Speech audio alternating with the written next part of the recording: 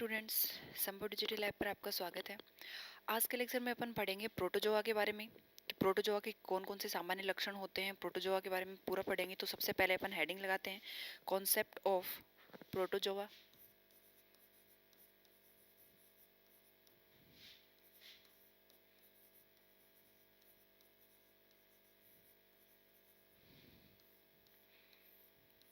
Concept of protozoa. तो जो protozoa संघ के जो सदस्य होते हैं उसमें सारे कैसे होते हैं? यूनिसेलुलर होते हैं, एक कोशिकीय जीव आते हैं। प्रोटोजोआ में जितने भी एनिमल्स आते हैं, जितने भी ऑर्गेनिज्म आते हैं, वो कैसे होते हैं? यूनिसेलुलर होते हैं। वहीं अगर अपन मेटाजोआ की बात करते हैं तो मेटाजोआ में कैसे आते हैं? मल्टी सेलुलर ऑर्गेनिज्म आते हैं।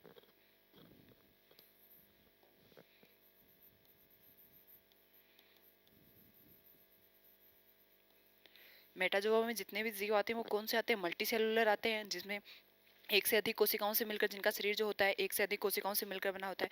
और प्रोटोजोआ संघ के सदस्य जो होते हैं वो सारे कैसे होते हैं? एक कोशिकीय होते हैं, यूनिसेलुलर होते हैं। ठीक है। अब अगर अपन प्रोटोजोआ की बात करें तो प्रोटोजोआ में सारे कौन से होते हैं? यूकैरियोटिक मतलब ऑर्गेनिज्म आते हैं, जो कौन सी कोशिकाओं से बने होते हैं? यूकैरियोटिक कोशिकाओं से मिलकर बने होते हैं। आप लोगों को पता है कि जो एनिमल किंगडम है,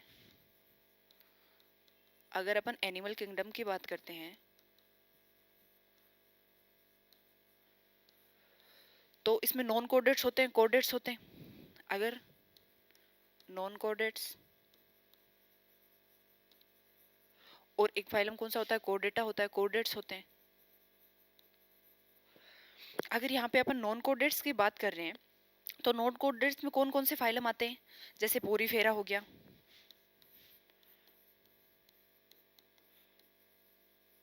पोरीफेरा के बाद में दूसरा फाइलम जो आता है कौन सा हो गया? सिलेंट्रेटा।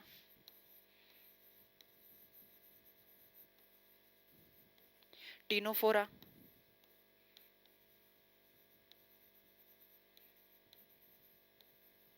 टीनोफोरा के बाद में कौन सा आ जाएगा? प्लेटीहेलमिन्थीज।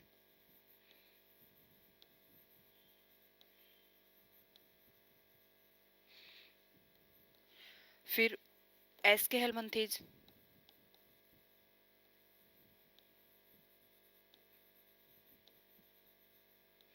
एस्केहेलमिन्थीज के बाद में सिक्स ऑर्डर जो आ जाएगा, सारा किसकी बात करें अपन? नॉन कोडेट्स की बात करें।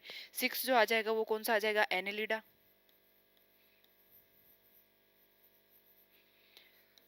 फिर कौन सा एनेलिडा के बाद में आ जाएगा? ऑर्थोपोडा।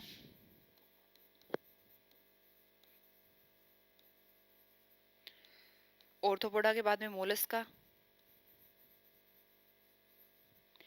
मोलस्का के बाद में आ जाएगा इकाइनोडर्मेटा।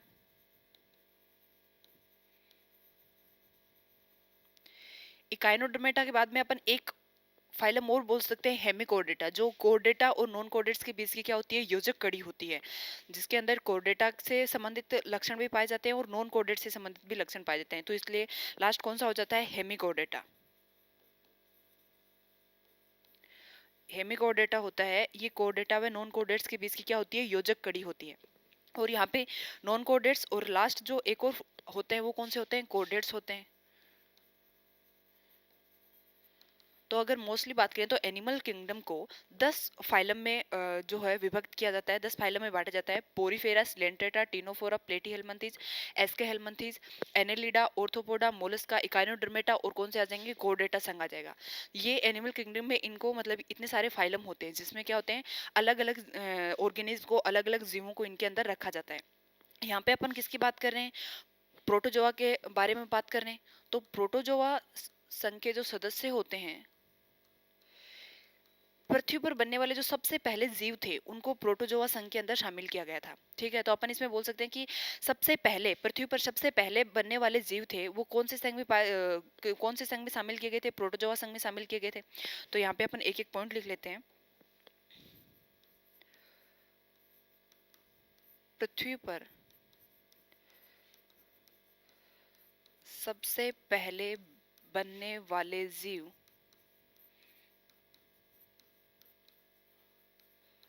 इस संघ में शामिल किए गए थे।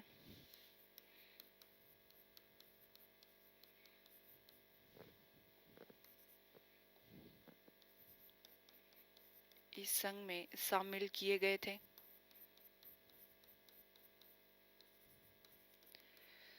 नेक्स्ट, प्रोटोजोआ संघ के सदस्यों का अध्ययन जो होता है वो क्या कहलाता है? प्रोटोलॉजी कहलाता है। यानी कि प्रोटोजोन्स का अध्ययन करना क्या कहलाता है? प्रोटोलॉजी कहलाता है। और ये जो प्रोटोजोआ संघ होता है, फाइलम प्रोटोजोआ है, इसको जंतु जगत का तीसरा सबसे बड़ा संघ माना जाता है।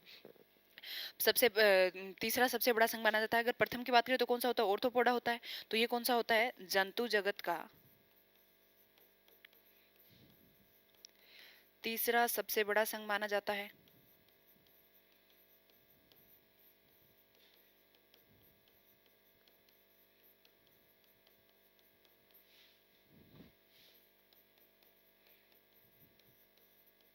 ये अपन प्रोटोजोआ के बारे में देखा। अब इसके अपन देखते हैं सामान्य जो लक्षण होते हैं उसके बारे में देखते हैं। तो सबसे पहले हेडिंग लगाते हैं सामान्य लक्षण।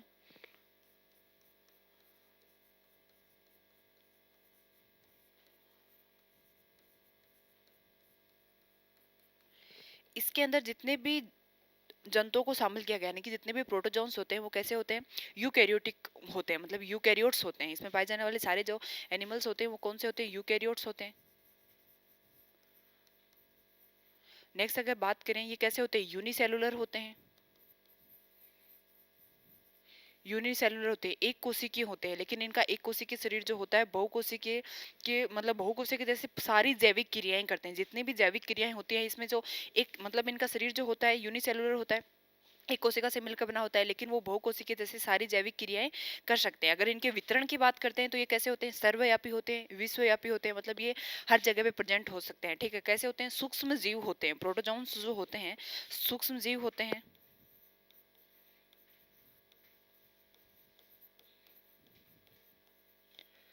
सूक्ष्म जीव होते हैं।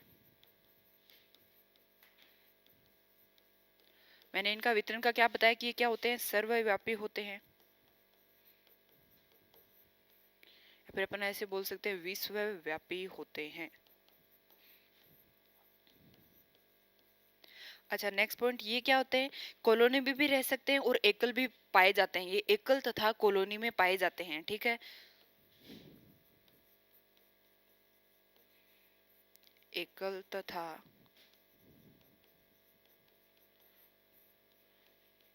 कॉलोनी में पाए जाते हैं। ये कुछ जंतु में परजीवी के रूप में भी होते हैं। ये मुक्त जीवी तथा परजीवी होते हैं।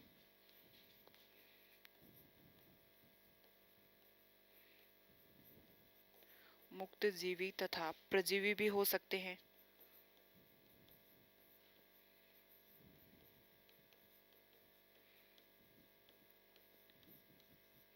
अच्छा, इनके अगर शारीरिक संगठन की बात करते हैं, आप लोगों को पता है कि जो अपन जितने भी फाइलम होते हैं उनके अंदर अगर जंतुओं को रखते हैं तो उनके कुछ क्या होते हैं? लेवल होते हैं। मतलब किस रूप में इनको मतलब अलग अलग उसमें फाइलम में रखा जाता है कि कौन से जंतु को इस फाइलम में रखा जाएगा, कौन से जंतु को पोरीफेरा में रखा जाएगा, कौन से जंतु को सिलेंट्रेटा में रखा जाएगा। उसके कुछ लेवल होते हैं। जैसे अपन बोल सकते हैं कि सिलोम के आधार पर मतलब जंतु जो होता है वो सिलोमेट होता है या एसिलोमेट होता है या स्यूडोसिलोमेट होता है। नेक्स्ट अपन बोल सकते हैं कि इनके अंदर जो होती है समिति जो होती है किस प्रकार की पाई जाती है? बाइलेटरल सिमेट्री पाई जाती है या रेडियल सिमेट्री पाई जाती है, या फिर ये एसिमेट्रिकल होते हैं। इनके आधार पर बोल सकते हैं। एक अपन इसके मतलब इनमें जो रखते हैं इन जंतुओं को, इनमें एक अपन बोल सकते हैं कि इनमें जो होता है शारीरिक संगठन जो होता है किस प्रकार का पाया जाता है? कोशिकीय स्तर का पाया जाता है या जीवद्रव्य स्तर का पाया जाता है या उत्तक स्तर का पाया जाता है? आप लोगों को पता है सेल्स होती है, कोशिका होती है, कोशिका मिलकर उत्तकों का निर्माण करती है, उत्तक अंग बनाते हैं और अंग का बनते हैं अंग तंत्र बनाते हैं। तो इस प्रकार शारीरिक संगठन जो होता है इनमें किस प्रकार का पाया जाता है?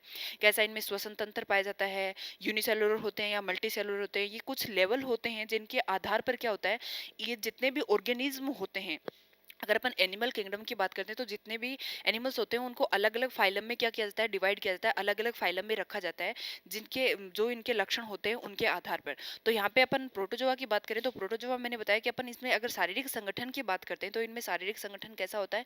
जीवद्रव्य स्तर का शारीरिक संगठन होता है। तो नेक्स्ट पॉइंट अपन लिख सकते हैं कि शारीरिक संगठन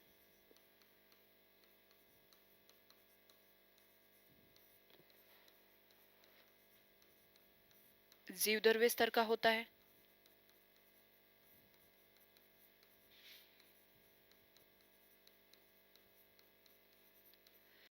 नेक्स्ट बात करें कि इनमें समिति जो होती है कौन सी पाई जाती है, तो जो प्रोटोजोन्स होते हैं उनमें बायलेटरल सिमेट्री भी पाई जाती है, रेडियल सिमेट्री भी पाई जाती है, और ये असममित भी होते हैं, यानी कि प्रोटोजोआ संघ के जंतुओं के शरीर में असमिति भी पाई जाती है, द्विपार्श्व समिति भी पाई जाती है तथा अरीय समिति भी पाई जाती है। इस संघ के जंतुओं में द्विपार्श्व समिति,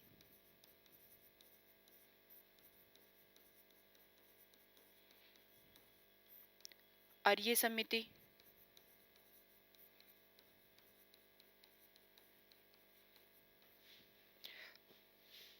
पाई जाती है तथा ये असमित, इनमें असमिति भी पाई जाती है। फिर ऐसे लिख सकते हैं कि अरीय समिति तथा असमिति पाई जाती है।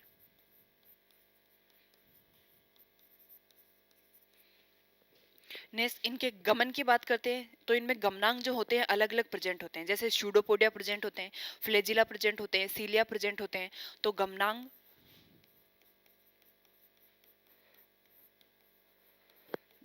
के लिए मैंने क्या बताया, क्या क्या प्रेजेंट होते हैं, स्यूडोपोडिया होते हैं, स्यूडोपोडिया, स्यूडोपोडिया किसमें प्रेजेंट होते हैं, अमीबा में,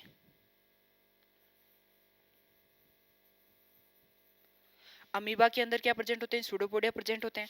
फिर फ्लेजिला भी होते हैं यूग्लिना के अंदर,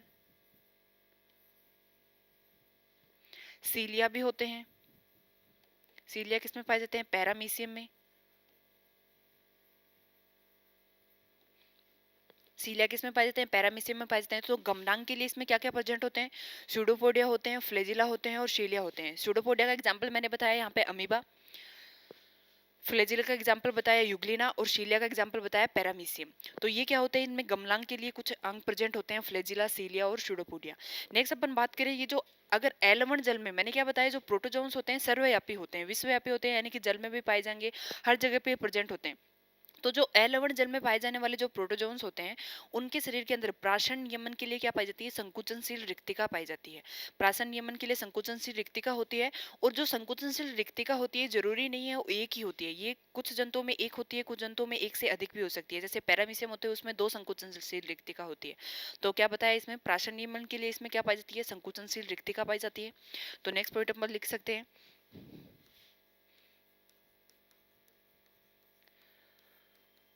प्राशन नियमन के लिए संकुचनशील रिक्तिका होती है,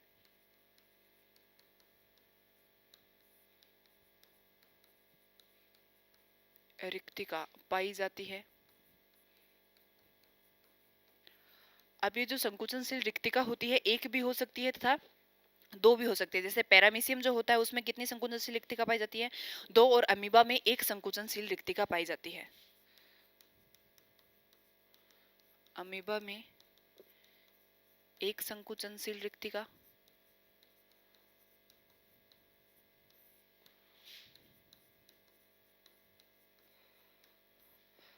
पैरामीशियम में कितनी पाई जाती है, 2,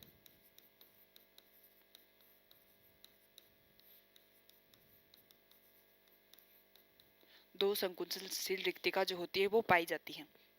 नेक्स्ट अगर अपन बात करते हैं प्रोटोजोन्स, अधिकांश प्रोटोजोन्स जो होते हैं उनका शरीर कैसा होता है, नग्न होता है। लेकिन कुछ प्रोटोजोन्स के शरीर के ऊपर बाह्य कंकाल के रूप में पेलिकल या टेस्टा का क्या पाया जाता है, आवरण पाया जाता है। कुछ प्रोटोजोन्स में बाह्य कंकाल के रूप में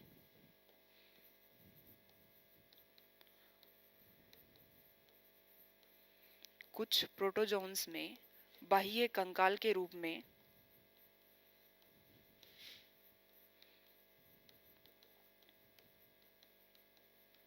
पेलिकल या टेस्टा का आवरण पाया जाता है।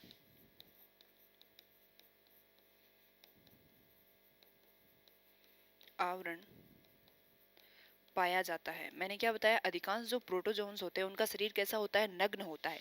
लेकिन कुछ प्रोटोजोन्स ऐसे होते हैं जिनके शरीर के ऊपर बाह्य कंकाल के रूप में पेलिकल या टेस्टा का क्या पाया जाता है, आवरण पाया जाता है। तो ये बात होगी इसका जो बाह्य कंकाल होता है उसके बारे में।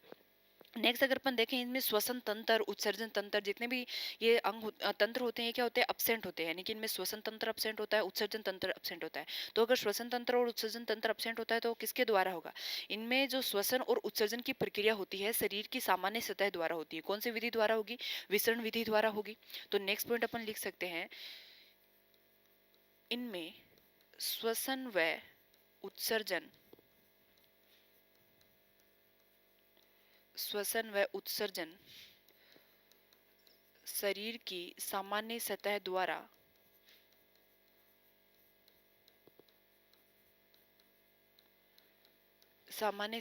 कौन सी विधि द्वारा होगा, विसरण विधि द्वारा होगा, विसरण द्वारा होता है। ये हो गई इनमें श्वसन और उत्सर्जन की बात हो गई। नेक्स्ट अगर अपन बात करते हैं इनमें भोजन की, तो ये मतलब ये कैसे प्राणी होते हैं, पादप सम भी होते हैं, मिश्र पोषी भी होते हैं। मतलब जैसे पैरामीशियम हो गया वो पादपों में डिपेंडेंट होता है, पादप सम होते हैं, मिश्र पोषी भी होते हैं, ठीक है। तो ये पादप सम भी होते हैं और मिश्र पोषी भी होते हैं। नेक्स्ट इनमें जो पाचन होता है वो कौन सा होता है, इनमें अंतः कोशिकीय पाचन पाया जाता है। पाचन की प्रक्रिया जो होती है इसमें कौन सी होती है, अंतः कोशिकीय होती है।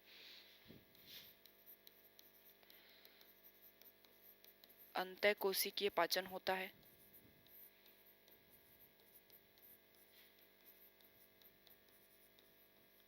मैंने बताया ये पादप सम भी होते हैं तथा कैसे होते हैं, मिश्र पोषी भी होते हैं। जैसे मिश्र पोषी की बात करें तो प्लाज्मोडियम और पादप सम कौन से होते हैं, पैरामीशियम होते हैं। पोषण की अगर बात करते हैं, इनमें पोषण विभिन्न प्रकार का होता है। पोषण जो होता है विभिन्न प्रकार का पाया जाता है। जैसे पादप सम हो गए, पादप सम का एग्जाम्पल मैंने क्या बताया, पैरामीशियम।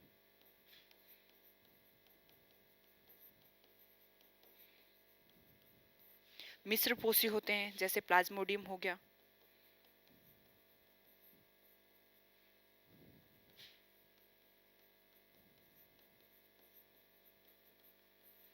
और पाचन इनमें कैसा होता है, अंतः कोशिकीय पाचन होता है।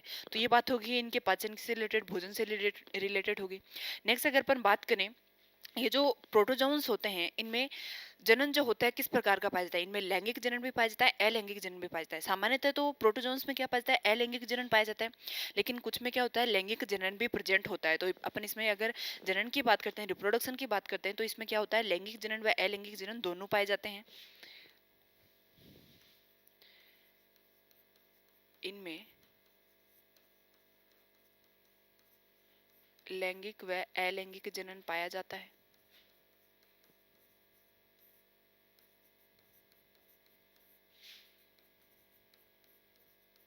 अगर सामान्यतः कौन सा पाया जाता है, अलैंगिक जनन पाया जाता है। मोस्टली कौन सा पाया जाता है, अलैंगिक जनन पाया जाता है।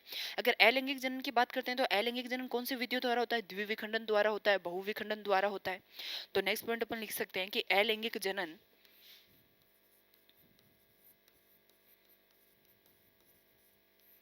अलैंगिक जनन द्विविखंडन व बहुविखंडन विधि द्वारा होता है।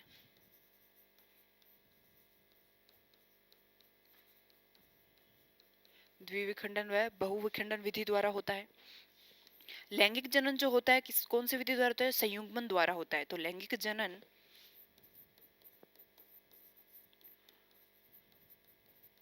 संयुग्मन कॉन्जुगेशन द्वारा होता है। ऐसा बोला जाता है कि जो प्रोटोजोन्स होते हैं उनकी प्राकृतिक मृत्यु नहीं होती है। प्रोटोजोन जैसे अमीबा का आप लोगों ने सुना है कि अमीबा क्या होता है, अमर होता है, अमीबा की प्राकृतिक मृत्यु नहीं होती है। तो नेक्स्ट इसमें लिख सकते हैं कि इनकी प्राकृतिक मृत्यु नहीं होती है, इनकी प्राकृतिक मृत्यु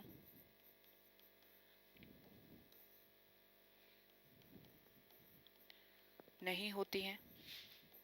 और जो प्रोटोजोन्स होते हैं या प्रोटोजोआ संघ के सदस्य होते हैं उनमें रीजनरेशन की बहुत अधिक क्षमता प्रेजेंट होती है। तो इनमें क्या पाई जाती है, रीजनरेशन की अत्यधिक क्षमता प्रेजेंट होती है। रीजनरेशन की अत्यधिक क्षमता पाई जाती है।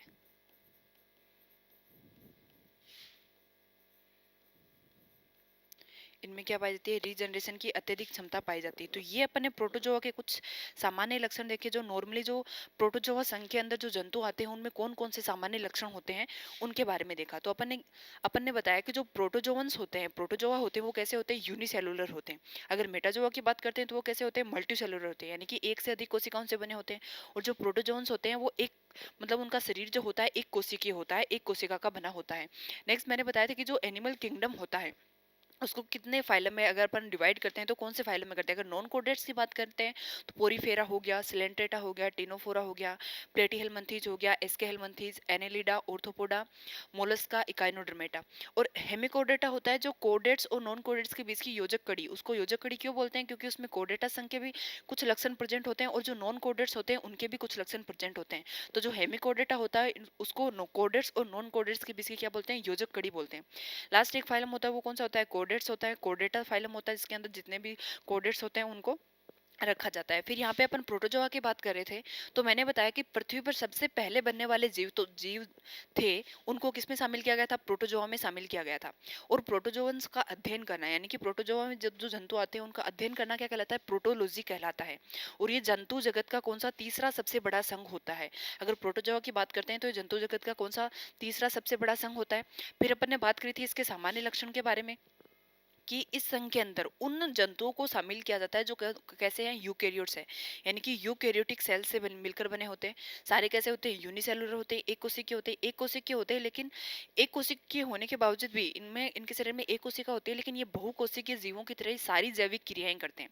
जैसे बहुकोशिकीय जीव होते हैं, मल्टीसेलुलर ऑर्गेनिज्म होते हैं, उनमें जितनी सारी जैविक क्रियाएं होती है, वैसे ये एक कोशिकीय होने के बावजूद भी इनमें क्या क्या प्रेजेंट होती हैं, सारी जैविक क्रियाएं जो होती हैं वो प्रेजेंट होती हैं।